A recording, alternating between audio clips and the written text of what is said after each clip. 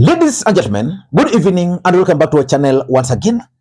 And it is my hope and prayer that the video is going to find you guys in good health. Personally, I am fine, as you can see. Kisumu is fantastic. And maybe you could also let me know where you're watching the video from. The county or the country, in case you are out of the republic. Ladies and gentlemen, William Ruto's strategy for 2027 is clearly taking shape. And for those who've been following William Ruto's politics, you should have noted that the president is actually climbing down from the mountain and is headed straight into Lake Victoria. In this video, I want to reveal to you guys William Ruto's game plan with the Luo nation.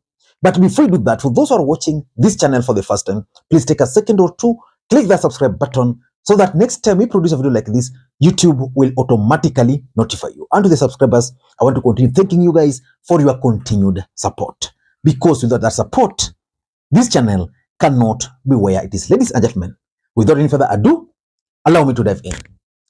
And by the way, Raila Odinga, the Azimio leader, today held a meeting with other Azimio core principals.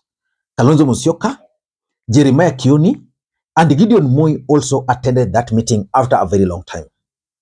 And I have bad news for Azimio. That meeting, in my view, was a total waste of time. And I'm coming with another analysis about that particular meeting. But for now, let us focus on William Ruto's strategy for 2027. In the last election, William Ruto got the highest number of votes from the mountain. As a matter of fact, Raila Odinga is not the president of the Republic of Kenya because the mountain failed Uhuru Kenyatta. The mountain failed Raila Amolo Odinga. The question is, why would William Ruto, who won the hearts of the mountain against all odds, decides now to go to the Luo nation, in particular, a region that never voted for him? And for you to understand William Ruto's game plan, let me just take you back a bit. When William Ruto named his cabinet, and he also named the permanent secretaries, one man, Dr. Raymond Omolo, was appointed as the principal secretary for Interior. That's one of the biggest government appointments in the Republic of Kenya. It made Omolo a very powerful man in the Republic of Kenya. Most people had imagined that William Ruto was going to pick a close ally, particularly from the Kalenjin nation, to hold that docket. He entrusted it with the Luo. That was the first signal that William Ruto was keen on the Luo nation. Then in April last year, something also happened. William Ruto appointed Francis Ogola as the CDF. And by that appointment, Francis Ogola became the first Luo to hold that position. Again, most Kenyans thought that William Ruto was doing that because he had no option, that Uhuru Kenyatta had paved the way for Ogola. So those were the reasons at that time. Then recently, William Ruto appointed some ODM members, or nominated some ODM members to his cabinet. And something also very interesting happened in those appointments. John Mbadi was appointed as the cabinet secretary for Treasury. He becomes the first Luo. And by the way, John Mbadi is not a Luo, but let's say he's a Luo. He became the first Luo to be appointed to that position. Yesterday, William Ruto also made some appointments. And William Ruto appointed Dorcas Oduor as the Attorney General. Again, Dorcas Oduor became the first Luo to be appointed to the position of the Attorney General. Remember, in this country, if you want to look at the top lawyers, Luos are always there. You want to look at engineers, Luos are always there. But there are certain positions in the Republic of Kenya which have never been held by a Luo, including the Director General of the KRA, including the Governor of Central Bank. So that appointment by William Ruto is significant, which begs the question, what is William Ruto's game plan? Because clearly William Ruto is making it very difficult for the Luo nation to have a reason not to vote for him.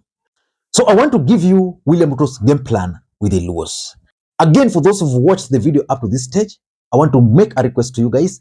Please give the video thumbs up. That's one way you can support the channel. And again, allow me to also take this opportunity to thank the following people. You are seeing their names on the screen there for the coffee which they sent to me earlier today. It goes a long way in supporting the channel. A cup of coffee only goes for 200 bob, but you can do more. Ladies and gentlemen, the first thing which is now very clear is that number one, William Ruto is trying so hard to win the support of the Luo nation, which begs the question, what happened to his support in Mount Kenya? The truth of the matter is that William Ruto won the mountain against all odds, and he knew that there was no way he was going to satisfy the political class in the mountain. And he also knew that the support he got in 2027 was actually cosmetic. And William Ruto also knew that he managed to actually con, in quotes, the mountain by lying to them. And of course, when you lie a lot, at some point it reaches where it can no longer be tenable. So the mountain came to learn or who William Ruto is, and they decided to run away from him. Which means in 2027, if William Ruto is not careful, the people who will send him home are not the traditional people who voted against him, will be the mountain. So he has to look for support from elsewhere. So William Ruto targeted ODM strongholds, that is the Luya Nation and the Coastal Region, and he left out ODM support base, the Luo Nation. Then he realized that it was very difficult to penetrate, for example, the Luya Nation. So he decided the best thing is let me try and focus on the Luo Nation. How do you win the support of the Luo Nation? William Ruto is doing things which had never been done before. Appointing a Luo to head the treasury. If you go to the villages there, that's a huge deal for them. In fact, there are people who are even joking that pesa sasa italala karibu na Lake Victoria. Dorcas Oduol should have been the DPP long time ago. Long time ago. What happened? Kibaki overlooked her. Uhuru overlooked her. Now, William Ruto not only made her the first Attorney General, but now the Luos are asking themselves, why Ruto, not the rest? So William Ruto is clearly out to win their support. Number two, William Ruto also wants to make history. You know, history are made. Uhuru Kenyatta also tried it. When Uhuru Kenyatta tried to force the mountain to vote for Raila Odinga, because he knew that there was some oath, and he wanted those oaths to come to an end, the mountain resisted. If, for example, the mountain had voted for Raila Odinga would have been the president of the Republic of Kenya. Uhuru Kenyatta would have made history. For William Ruto, he's out to make history. And the truth is, William Ruto became the first president to appoint a Luo into CDF. William Ruto became the first president to appoint a Luo to head the treasury. William Ruto became the first president to appoint Dorcas Oduor as the AG. Tribal. I know most people would say, oh, tribalism. Our politics is tribal.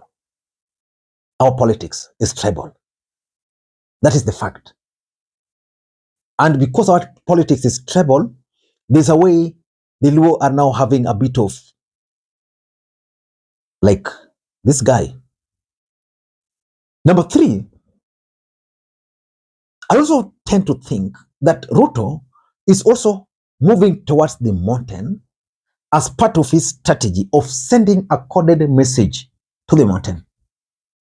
Basically, William Ruto is punishing the mountain. There are people in the mountain who cannot stomach. For example, I'm not talking of those who are on this platform. You know, there's an oath which was taken in 1969, and the other day there was a story where Uhuru Kenyatta's cousin explained that he was part of that oathing, and he knows that that offer is still there. So they are a group of the mountain who cannot stomach the fact that Mbadi is now the cabinet secretary for finance, for example. They're those people, I'm telling you.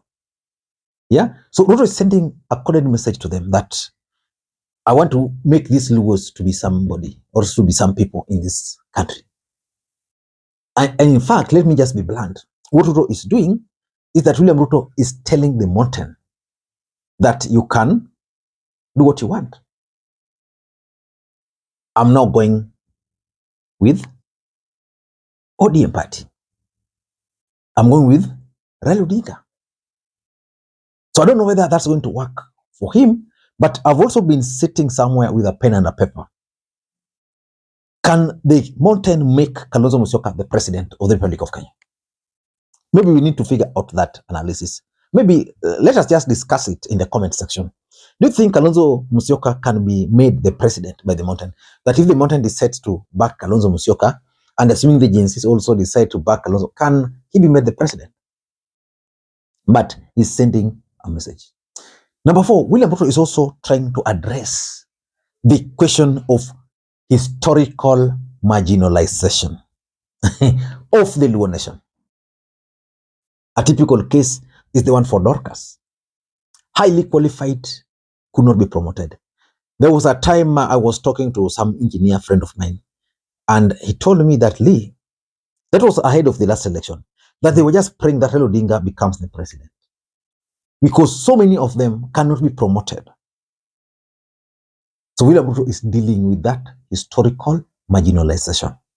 When Uhuru Kenyatta was the president and he had handshake with Raila Odinga, these are discussion I had today when I attended Bunge la Wananchi in Kisumu earlier today. Uhuru Kenyatta used to come to Kisumu sometimes at night, just driving around overseeing development. He left the port there, a few roads there, but nobody can tell you who Uhuru Kenyatta has appointed or who Uhuru Kenyatta appointed from the Luo nation as a result of the handshake. Ruto is addressing that. And all those are geared towards 2027. Which brings me to my last point. The 2027 politics. William Ruto is now out campaigning. And he has come up with a strategy of targeting the Luos. And of course, ODM support base. Why do you think he's doing that? For stability. William Ruto was put in a corner, very tight corner by the agencies. That's why the agencies are very bitter with Raila Odinga, that they are the cornered Ruto, and then Raila Odinga is coming between them. So William Ruto wants stability. The fact is, there's going to be nane, but I'm not so sure about its impact, whether it would be big. I'm not so sure. I want to be honest. I'm not so sure whether it's going to be big, whether it's going to be huge. So I don't know what you think, but that's my take. Until next time, this is Lee Makwiny. Bye-bye.